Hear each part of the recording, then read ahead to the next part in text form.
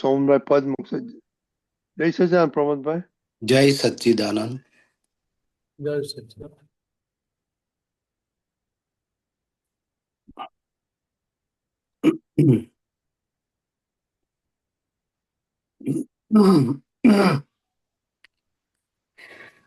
સર્વેને જય સચ્ચિદાનંદ. સ્ટાર્ટ કરું છું. એક મિનિટ મીરાશાજી, તમારો વિડીયો ઓન કરજો ને પ્લીઝ. ત્યાંથી તમારે ત્યાંથી બંધ કરી હું મારું કરતો તમારું થઈ ગયું. દો. ઓકે પ્રમોદભાઈ, યુ કેન સ્ટાર્ટ. યા જય સચ્ચિદાનંદ. જેનો કોઈ શિષ્ય નથી, જાતે કોઈના ગુરુ નથ્યા, તો એ દુનિયા ઉજવે છે શ્રી દાદા ગુણ પૂર્ણિમા. શ્રી સહજાત્મ સ્વરૂપજી પરમ ગુરુ સત પ્રત્યક્ષ, સ્વયંભૂ વિજ્ઞાન સ્વરૂપ પ્રજ્ઞા કેવળ અવનીમાં. જેનો કોઈ શિષ્ય નથી, જાતે કોઈના ગુરુ નથ્યા, તો એ દુનિયા ઉજવે છે શ્રી દાદા ગુણ પૂર્ણિમા. ખુદના અવગુણ ખુલ્લા કરે, પ્રવાસી પહેલા ક્લાસના, દોષ બીજાના ખુલ્લા કરે, પિતરાઈ અચ જામના. આખું જગ જોયું નિર્દોષ, જીવ્યા આત્મન સ્થિરતામાં, પરમાત્મા પદ બેલાડક, સ્વાહિર દાદા અસીમા.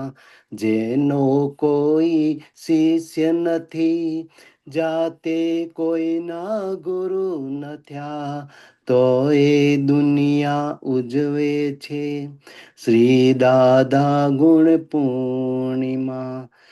ઈચ્છા થઈ તે ચાર્જિંગ પોઈન્ટ, અહમ ચાર્જર વિભાવ બીજ, ભાવ કર્મ બુદ્ધિ સમો, તન્મય કારક અશુદ્ધ ચિત. દર્શન મોહે રિચાર્જિંગ, ચારિત્ર મોહે ડિસ્ચાર્જિંગ, માત્ર અવસ્થા નિકાલી, અકરમ પ્રજ્ઞા વિરતિમાં.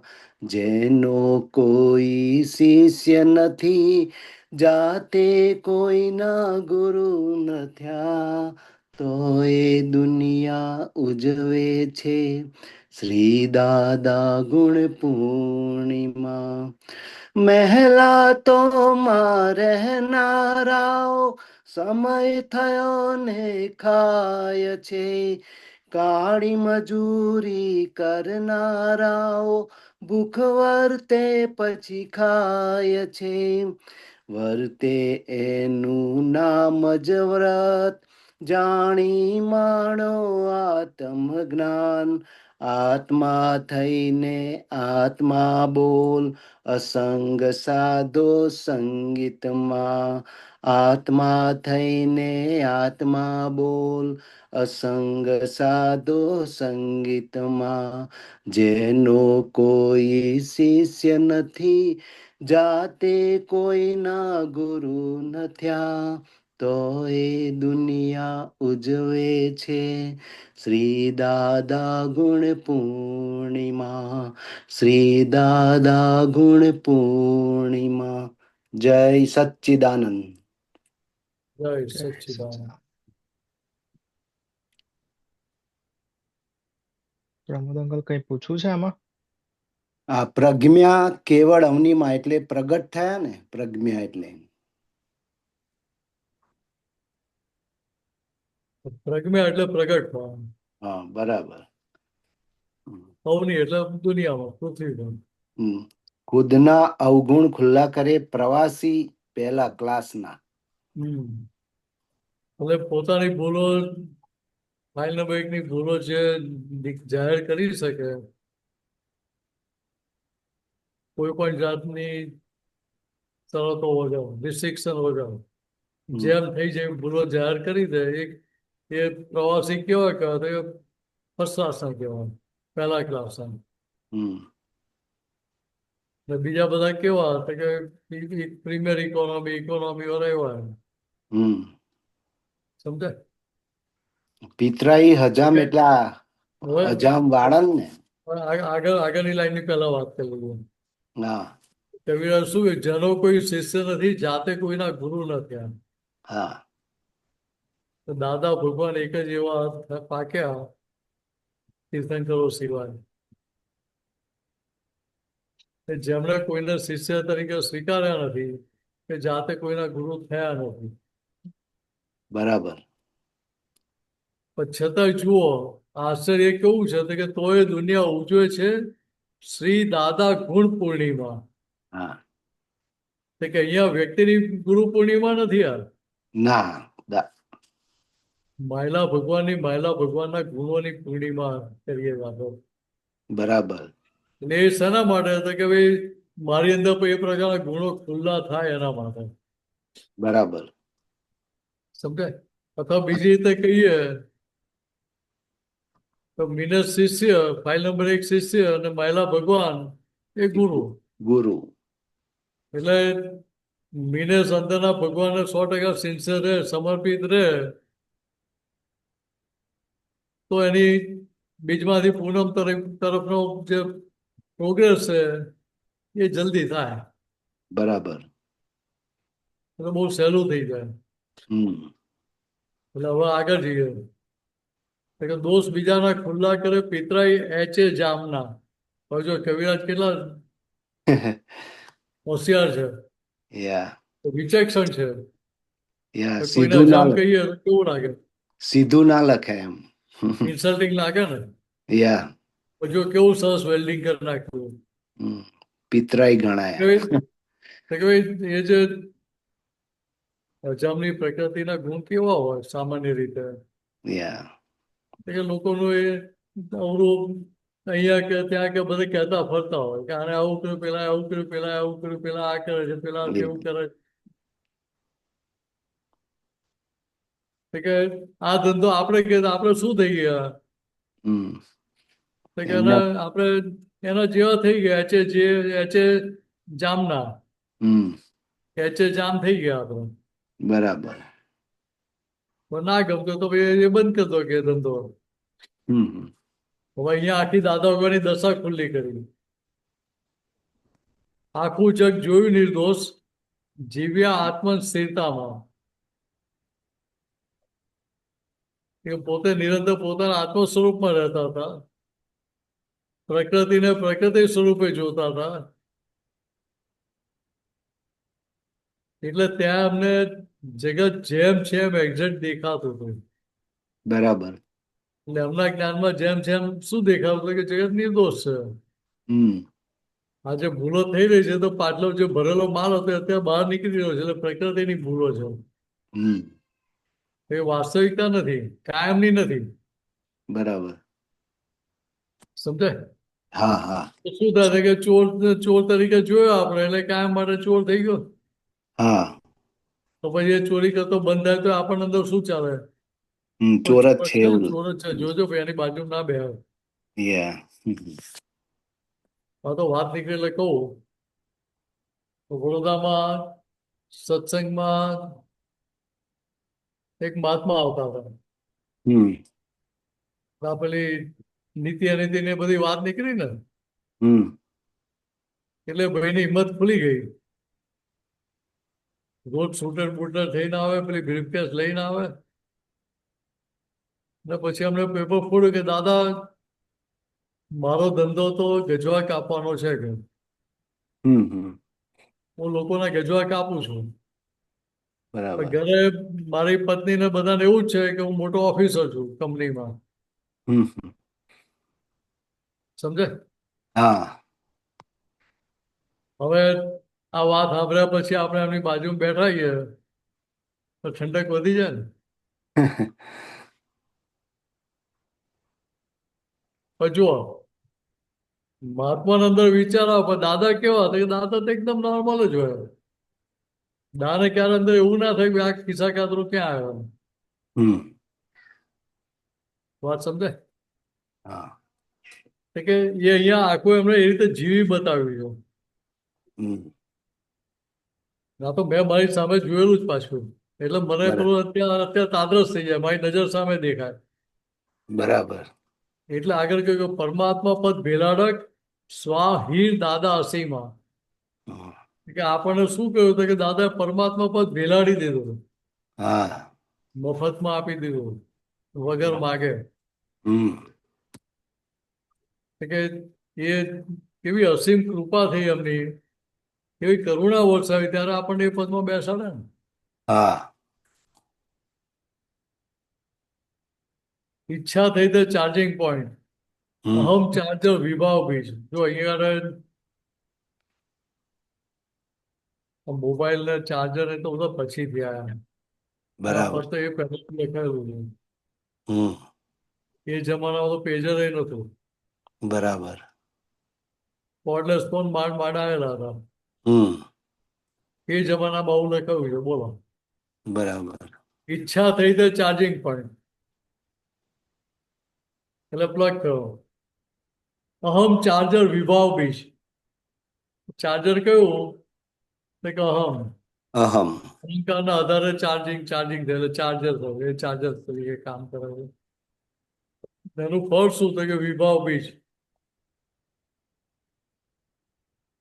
એટલે ઈચ્છા થઈ એટલે શું થાય કે ત્યાં આગળ ઉન મિનસ્વી માન્યતા સાથે આપણે જે કંઈ પણ વ્યવહાર કર્યો તે કે એના આધારે ત્યાં ચાર્જિંગ થઈ ગયું. તો ત્યાં બરાબર અભિપ્રાયપૂર્વક જે પક્ષમાં રહ્યા તમારા એ પ્રમાણે ચાર્જિંગ થઈ ગયું હમ કે આ બહુ સારા છે, કે આ નકામા છે, આની જોડે વ્યવહાર રખાય, એની જોડે ના કરાય, આ તો કે આમ આવું જ કરે, એવું જાત જાતનું અંદર ચાલ્યા કરતું હોય.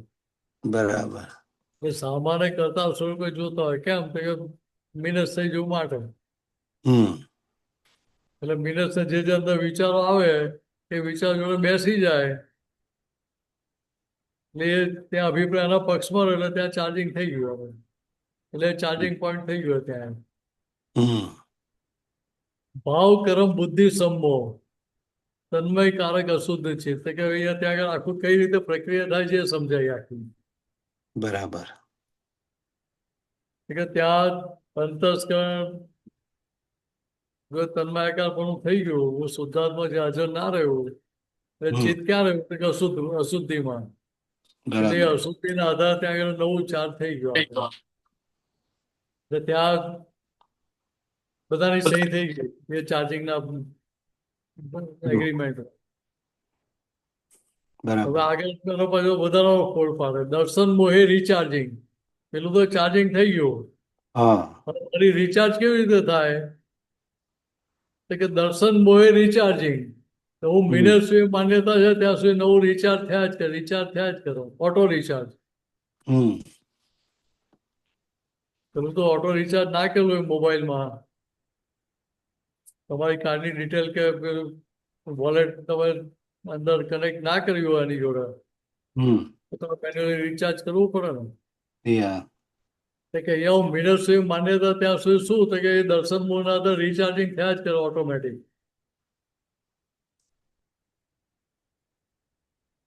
ચારિત્ર હમ મોહે ડિસ્ચાર્જિંગ. એટલે અત્યારે જે પરિણામ આવી રહ્યું છે શું થઈ? ડિસ્ચાર્જ ભાગ થયો. હમ તો કે મહાત્માની સ્થિતિ કેવી છે? તો કે એને જો અંદર સમજણમાં રહે કે માત્ર અવસ્થા નિકાલી અકરમ પ્રજ્ઞા વીરતીમાં અકરમ હમ અકર્મ.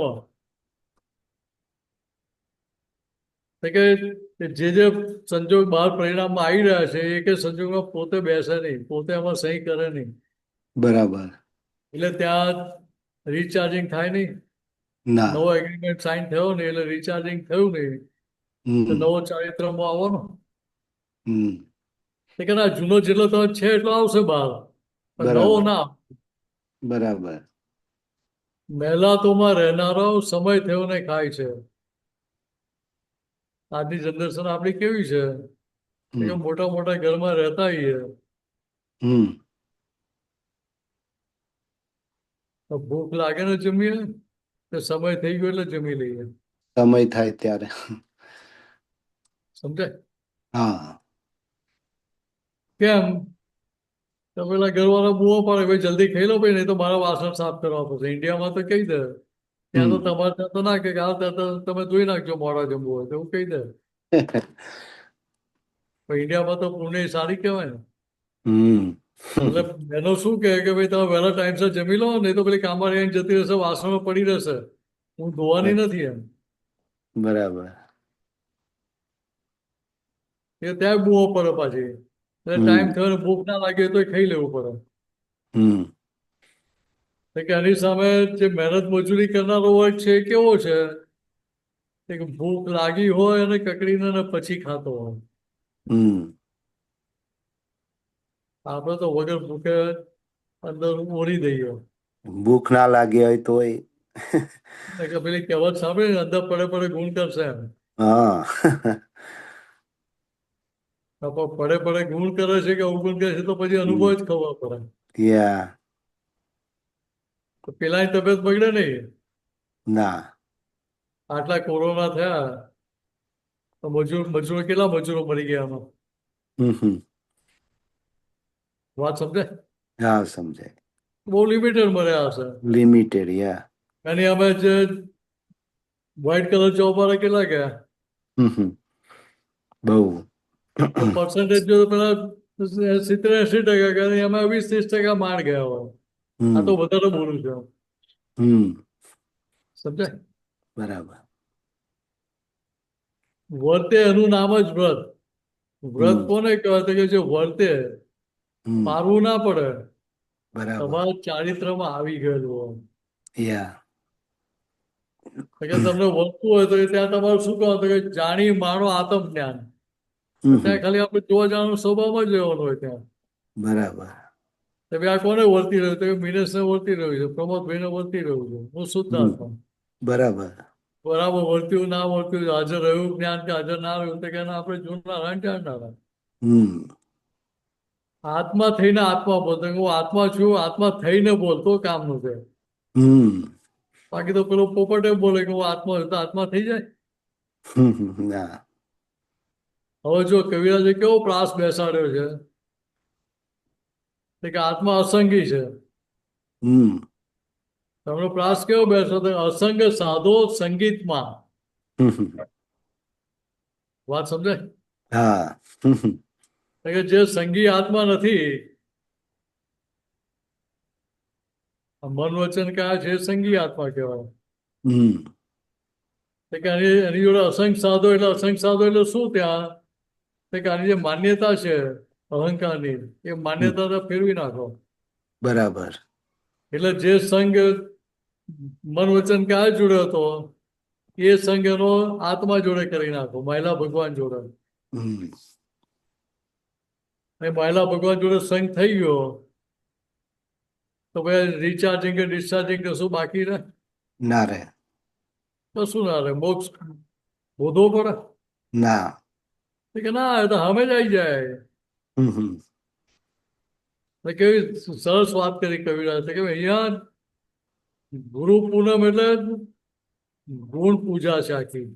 બરાબર. કે એવા ગુણો મારામાં પ્રગટ થાય, તો કે ગુણો આપણને જેટલા જેટલા દેખાય જ્ઞાની પુરુષમાં, એના નિધિ દર્શનના ફળ સ્વરૂપે આપણી અંદર એ ગુણો ખુલ્લા થતા જાય. બરાબર. ગુણો ખુલ્લા થઈ ગયા તો બીજમાંથી પૂનમ કરવી ના પડે, ભાઈ થઈ જાય. બરાબર છે? કે પૂછવું છે બીજું?